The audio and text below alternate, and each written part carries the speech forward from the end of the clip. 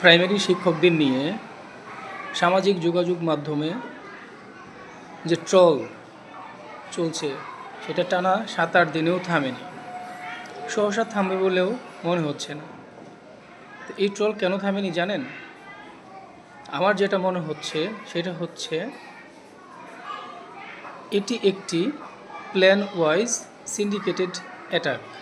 প্রাইমারির প্রতি অভিভাবকদের মধ্যে যদি অশ্রদ্ধা জাগানো যায়, তাহলে অভিভাবকরা তাদের সন্তানদের প্রাইমারি স্কুলে পাঠাতে উৎসাহ হারাবেন। আর যদি এমনটাই হয়, তাহলে একবার চিন্তা করে দেখুন এখানে আখেরি লাভটা কার হচ্ছে, কার লাভ কার ক্ষতি সে বিষয়ে আমি কথা বলছি না। আমি বিষয়টি পুরোটাই আমাদের সম্মানিত অভিভাবকবৃন্দের প্রতি ছেড়ে দিচ্ছি।